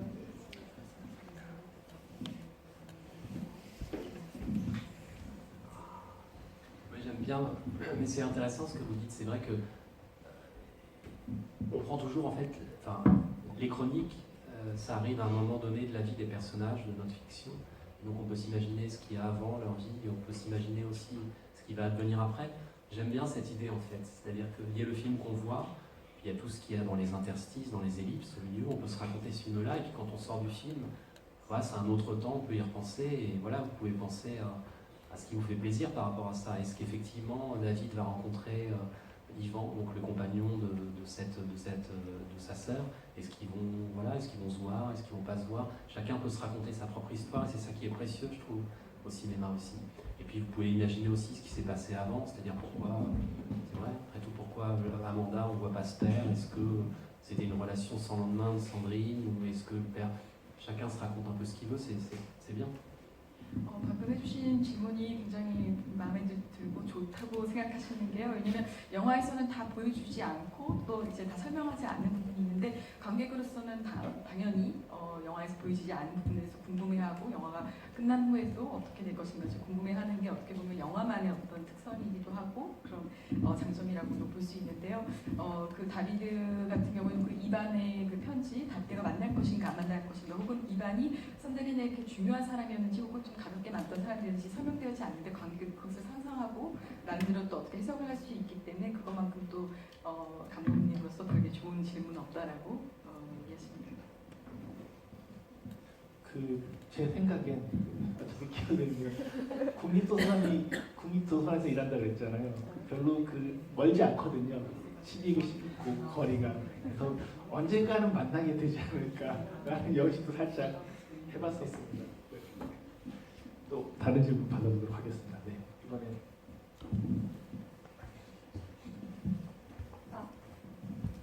말씀하시면 돼요. 네.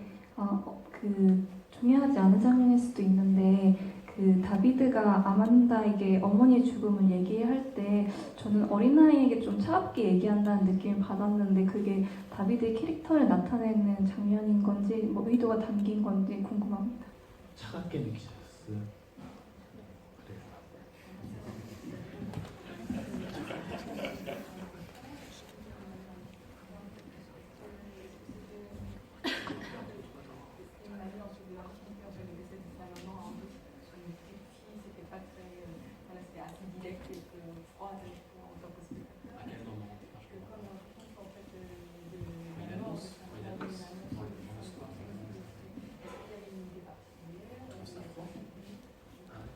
Ah non, non, pas du tout, non, j'avais pas du tout la volonté d'être froid, non, non, je sais pas, il est pas froid du tout, il fond en larmes, il pleure, je pense qu'il est totalement submergé par l'émotion, non, non, je n'avais absolument pas la volonté de témoigner d'une quelconque froideur, non, je pense qu'il est dépassé par ses émotions, et qu'en fait, il ne sait absolument pas comment annoncer ça, c'est-à-dire que j'aimerais pas me retrouver à sa place, quoi, comment se retrouver dans la position où on doit annoncer la disparition de sa mère à un petit enfant, c'est terrible, non, je crois qu'il est vraiment... Oui, il est submergé, il fait comme il peut en fait, ouais, il fait vraiment comme il peut. 전혀 그 어떤 차가운 어떤 방법으로나 뭐 이런 식으로 아이에게 그 어머니 죽음을 얘기한다고는 전혀 생각하지 않으셨고요. 단지 어떻게 보면 그 다비드가 어떻게 본인도 되게 감정이 지금 많이 이렇게 깊은 상황에서 또 어떻게 아이한테 그런 얘기를 들려줄지를 잘 몰랐기 때문에 나왔던 어떤 반응으로 볼 수 있다라고 생각하십니다. 그리고 전혀 어떤 차갑거나 뭐 냉정하게 어떤 아이에게 얘기를 한다라고는 생각하지 않으셨고요. 자기도 차마 그 얘기를 못하는 그 감정이 통제가 안 되는 상황이어서 그거를 억지로 말하는 느낌이었기 때문에 그렇게 들리실 수는 있을 것 같은데 저 역시도 차갑다는 느낌은 전혀 받지는 않았었거든요. 그래서 약간 그렇게도 받으실 수 있었던 건가? 저 자꾸 이제 그 장면을 곱씹어 보게 됩니다. 그런 것은 아니시라고 하니까. 그리고 약간 문화적 차이도 살짝 있을 수 있을 것 같아요. 한국 드라마나 영화에서는 그럴 때 명확하게 표현할 수 있는데 그런 것들이 아닌 것이어서 사실은 그런 표현법의 차이나 기본적으로 그런 말하는 것에 대한 차이도 분명히 문화적인 차이도 살짝 존재할 수 있다고 저는 생각이 들기도 합니다. 또 다른 질문 받아보겠습니다. 저기 다비드 캐릭터 관련된 얘기 연관해서 저도 이제 궁금한 사항이 있는데요. 그 다비드 이제 아만다의 이제 후견인이 다비드가 될 수 있다라고 했을 때 다비드가 내가 얘를 잘 키울 수 있을까를 먼저 고민을 하고 이게 이제 또 이렇게 한국적인 상황하고 이제 프랑스적인 그 어떤 차이가 있어서 제가 이렇게 오해하는 이렇게 생각하는지는 모르겠는데 저 같으면은 일단 뭐 누나하고의 그 관계도 되게 돈독하고 아만다하고도 되게 친분이 있는 상황에서 아만다를 봐줄 수 있는 사람이 뭐 할머니가 있다고 하지만 연락 안 되는 할머니 그리고 고모 할머니도 연로하신데 일단 내가 맡아보고 그리고 나서 안 될 때 도움을 청할 것 같은데 고민을 하잖아요. 내가 잘 키울 수 있을까? 내가 결혼도 안 해봤고 아이도 키운 적이 없는 이런 고민을 하는 그런 캐릭터로 설정했던 이유가 저는 이제 테니스를 사실은 어렸을 때 잘 했는데 지금은 테니스하고 완전 관계가 없는 일을 하고 있잖아요. 그래서 이제 제가 이제 생각하는 거는 이 테니스를 그만둔 어떤 그 과정 안에서 그 좌절감이 또 혹시 이 아만다를 키우는 거에 대한 이렇게 두려움으로 남아서 그런 캐릭터를 주인공을 설정을 한 것이 어떤 이 상실감을 이제 결국은 그 아만다랑 같이 이제 극복하는 그 과정을 갈 때 조금 더 극적으로 만드실 수 있다고 해서 설정을 하신 건지 좀 이제 그렇게 그런 성격으로 캐릭터를 한 거에 대한 좀 있습니다. 좀 멀리 가신 것 같아요. 그리고 저는 요즘 20대 한국의 고 24살짜리 한국 남성이었다면 똑같은 반응을 보였을 거라고 생각을 해요. 크게 다르게 안 느껴졌거든요.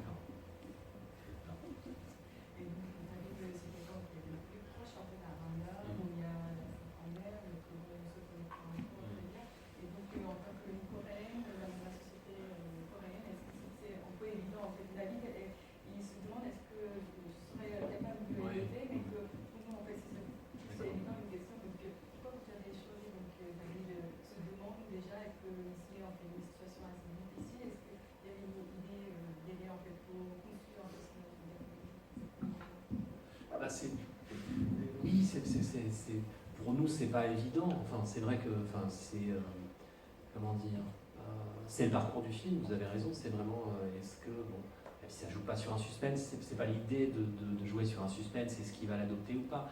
C'est pas ça. Mais disons que c'est tout ce cheminement qu'il a à faire pour accepter cette chose qui lui tombe dessus, qu'il a absolument pas demandé, quoi. Et en l'occurrence, il n'y a aucune obligation à ce qu'il adopte cette petite fille. Il n'y a aucune obligation du tout à ça. Alors, mais peut-être que vous avez raison, peut-être que c'est des perceptions peut-être qu'on percevrait la chose différemment, effectivement, de pays en pays. Enfin, peut-être que ça apparaîtrait plus comme une évidence en Corée qu'en France. Ça, je manque d'éléments, effectivement, pour en juger. Mais il se demande est-ce qu'il peut le faire. C'est pas par égoïsme, en fait. C'est est-ce qu'il a les capacités de rendre cette petite fille, d'accompagner cette petite fille, de la rendre un peu heureuse, de lui apporter, de remplir ce rôle de père, quoi. C'est pas du tout par évitement ou par égoïsme, mais c'est est-ce qu'il peut le faire, très concrètement.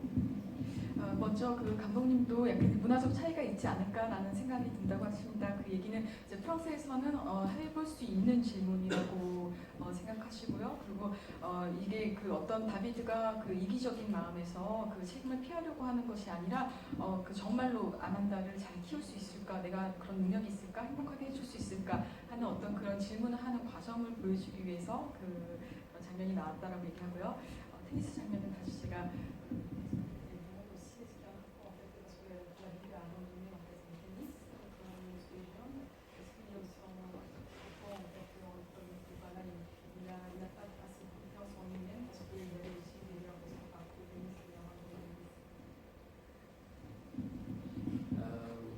Je ne sais pas s'il y a un lien direct, mais effectivement, je pense que on peut se raconter des choses effectivement autour de ça aussi. C'est vrai que c'est quelqu'un qui vit de plein de petits boulots, hein, qui n'est pas vraiment centré, qui n'est pas sur un socle dans la vie. C'est-à-dire, il s'occupe de cet appartement, il a plein de petites choses comme ça, et puis tout à coup, il y a un événement qui le met comme ça en face peut-être en face d'évidence, en face de choses très importantes qui lui permettent ça lui donne aussi d'une certaine manière beaucoup de force, cette chose-là. Mais oui, peut-être que l'abandon de cette boîte de tennis participe de sa fragilité, de son indécision. Après, je n'ai absolument pas toutes les réponses à ces questions, mais ça me plaît que chacun puisse se formuler aussi des choses comme il en a envie. 그렇게 얘기해 주신 게 되게 흥미롭다고 얘기를 하시고요. 왜냐하면 본인에게 잘 생각하지 못한 것들 관객분들이 이렇게 얘기해 주시니까요. 그리고 생각해보니까 그 가능한 얘기라고 합니다. 그러니까 테니스를 그만뒀던 어떤 그런 아픔이 인물에게서 좀 자신감을 좀 상실하게 되는 그런 배경이 될 수도 있다라는 생각이 들고요. 그리고 또 이제 그 다비드가 워낙 좀 아르바이트를 하면서 되게 불안정한 생활을 하고 있기 때문에 또 그런 배경적인 이유도 있다라고 생각합니다. 이어서 아까 네. 영화를 보다 보면은 그 다비드가 그 신문 기자를 만나는 장면이 있는데 거기서 이제 그 아만다에 대한 얘기를 아예 하지 않고 근데 그 신문 기자가 아이도 인생의 일부라는 얘기를 하면서 어떻게 보면 주변 인물이 아닌 제3자인 신문 기자를 통해서 그런 대답을 듣고 심경의 변화를 얻는 것 같았거든요. 그런 연출을 하신 의도를 궁금합니다. 저 되게 중요한 장면 같았거든요.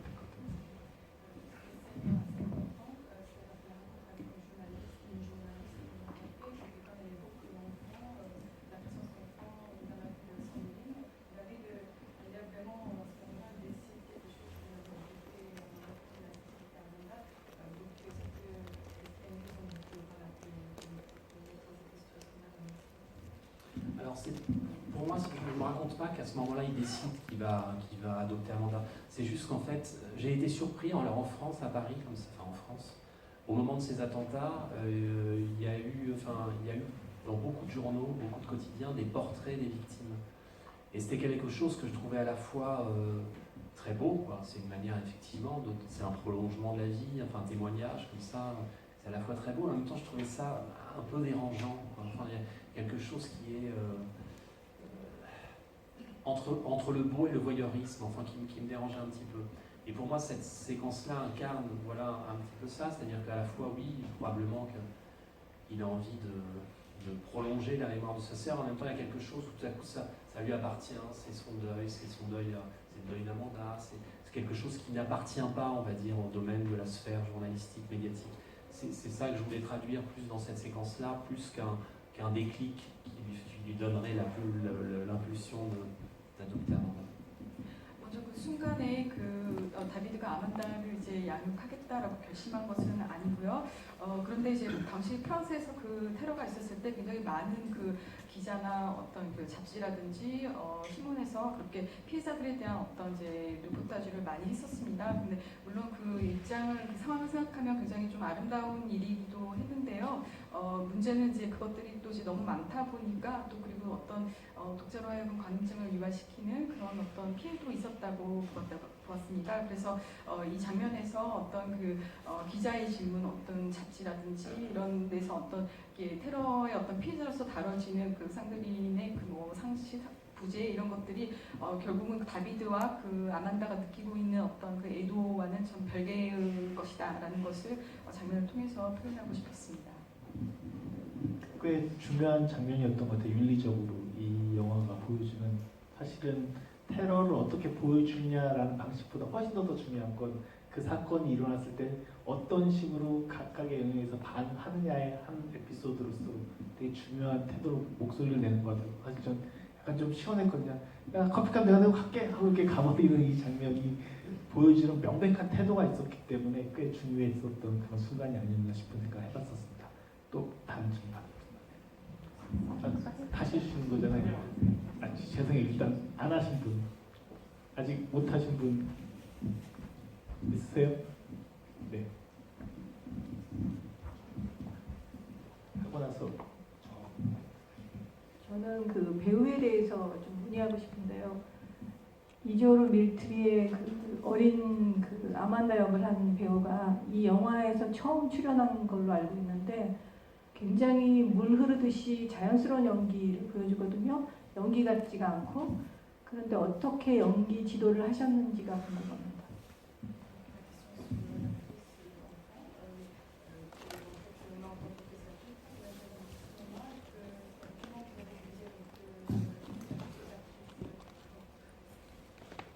Alors, ce que j'ai trouvé étonnant, en fait, c'est que c'était pas différent de travailler avec une enfant, un comédien enfant, qu'avec un adulte.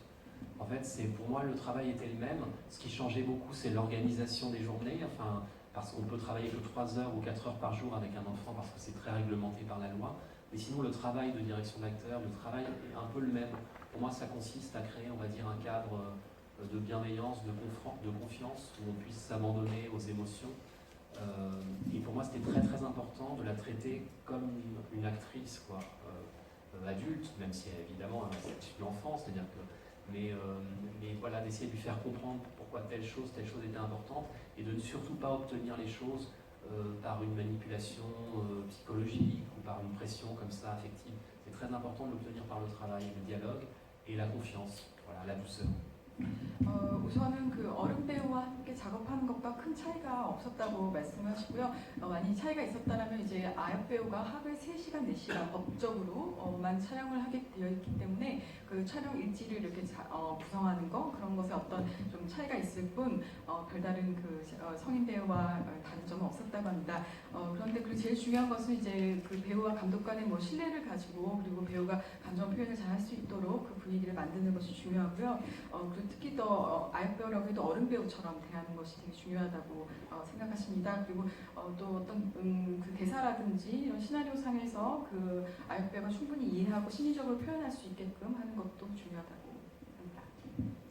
실제로 아만다 캐릭터를 뽑기 위해서 되게 많은 오디션을 봤을 텐데 굳이 전 이 배우를 선택하셨던 이유가 어떤 것이었는지 사실 좀 얘기해 주시면 좋겠어요.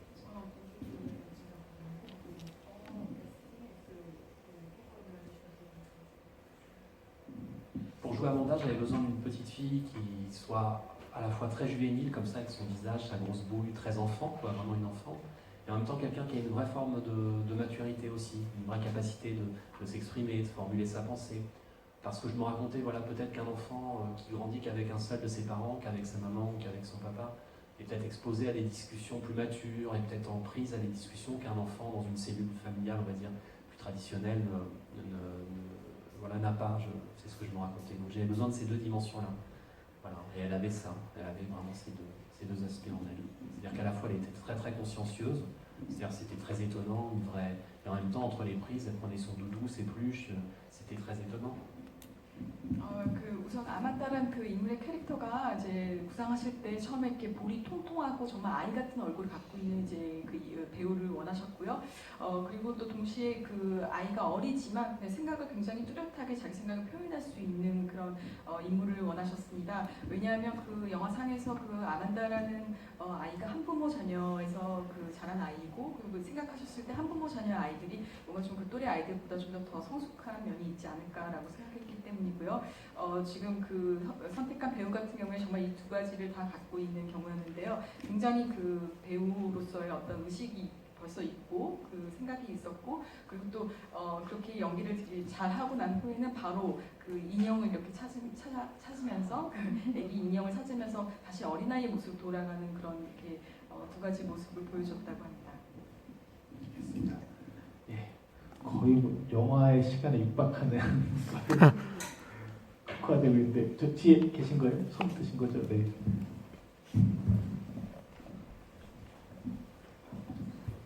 저희가 영화 시나리오 쓰실 때나 영화 찍으실 때 제일 먼저 생각나가지고 쓰신 장면이나 제일 고민 많이 하신 장면이나 또 제일 좋아하시는 장면 어떤 건지 궁금해요.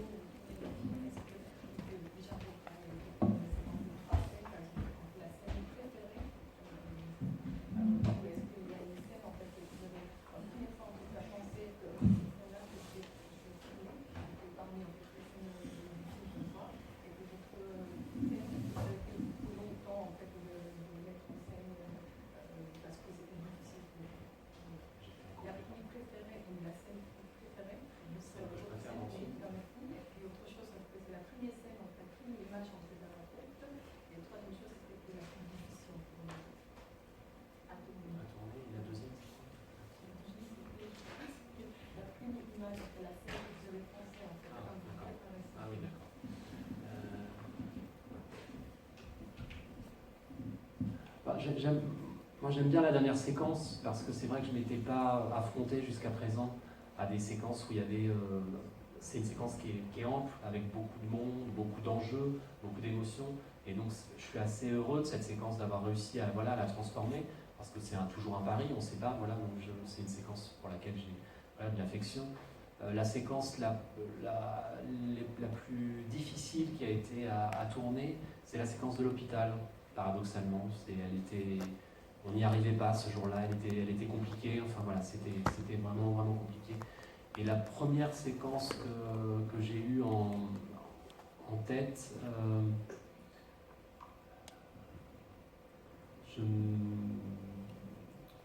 ne sais plus, je pense que c'est probablement la séquence, comme c'est l'histoire, encore une fois, d'un grand enfant qui accompagne un petit enfant autour d'une disparition, c'est probablement la séquence de l'annonce de la disparition de la mère, probablement. 우선 그 가장 좋아하시는 장면은 그 마지막 장면인데요. 왜냐하면 굉장히 많은 사람들이 이렇게 등장하는 장면이기 때문이고요. 그리고 또 많이 고민했던, 그러니까 촬영하기 어려웠던 장면이라고 할 수 있는데 그 장면이 이제 병원에서의 장면인데요. 그것은 이제 촬영 조건이 약간 좀 어려웠기 때문이기도 하고요. 그리고 첫 장면 같은 경우에는 잘 기억이 나지는 않지만 어쨌든 본인이 아까도 얘기하셨던 등치만 크고 어른이고 아이인 어른과 그리고 정말 아이가 함께 있는 그 장면 이미지였기 때문에 그것은 아무래도 어머니의 죽음을 알리는 그 장면이지 않을까라고 생각하십니다.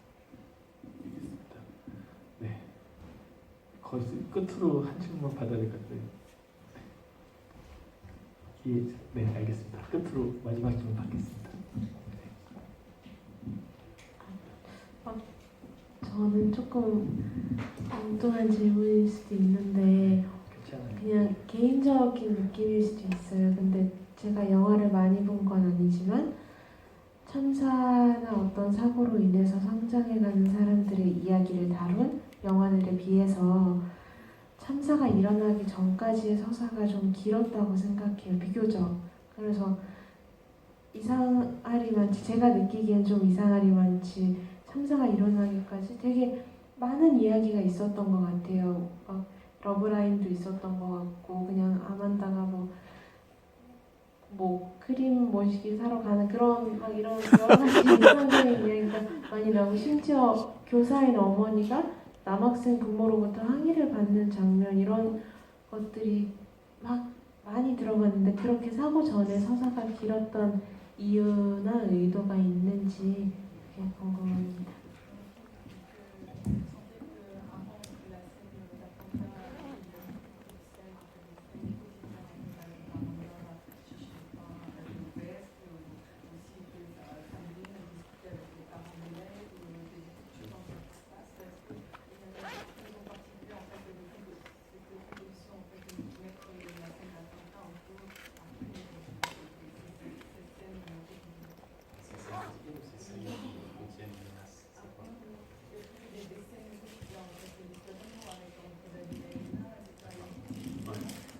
C'était important pour moi de réussir à camper un contexte, le contexte de cette famille, et qu'on puisse s'attacher à ces personnages. C'est-à-dire qu'effectivement, c'est un film sur le surgissement de la fatalité, de la violence, tout à coup une brutalité qui vient déchirer comme ça un quotidien paisible.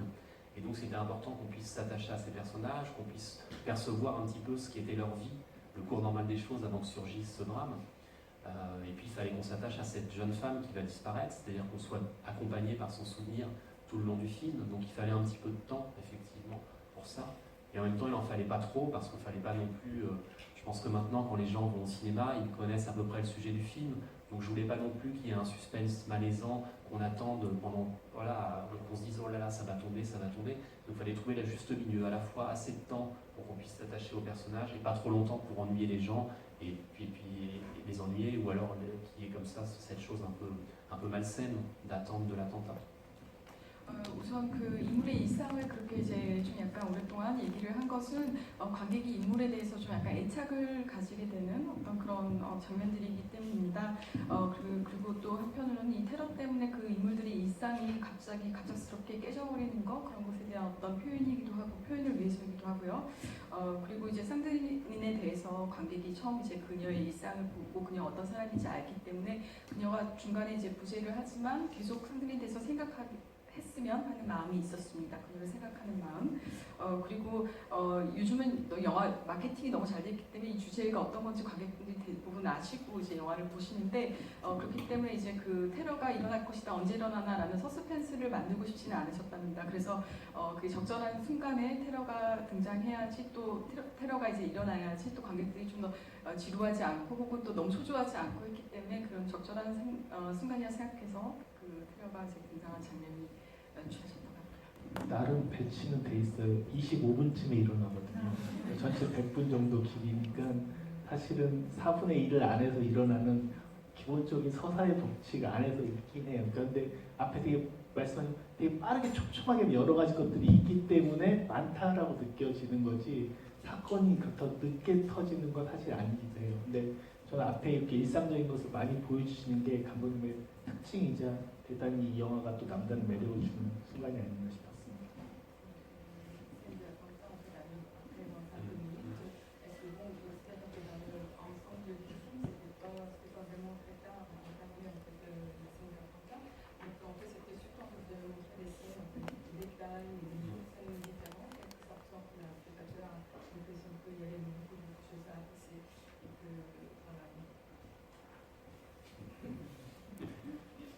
긴 시간 얘기를 해주셨는데 마지막 인사하고 자리를 정리하도록 하겠습니다.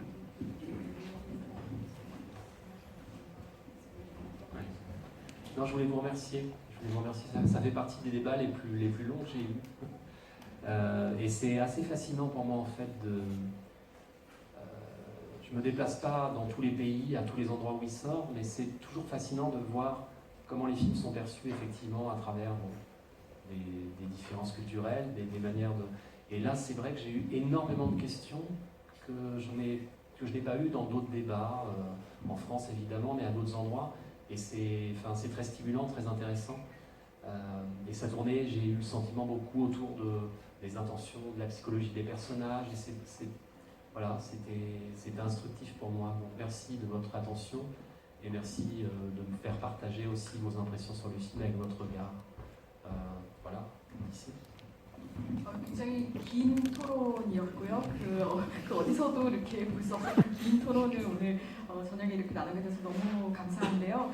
여러 나라에서 이제 매번 그 영화를 소개할 때마다 관객들이 되게 각기 다른 반응들을 만나게 되는데 이게 굉장히 중요한 순간이라고 하십니다. 그리고 또 관객들이 또 이제 인물의 어떤 심리에 대해서 되게 관심을 가지고 거기에 대해서 해석을 하는 것도 굉장히 흥미로웠고요. 그래서 다른 데에서도 볼 수 없었던, 만나볼 수 없었던 되게 많은 질문들을 오늘 저희한테 들어서 굉장히 감사하고 이렇게 인상을 함께, 그 감상을 함께 나눠주셔서 감사합니다.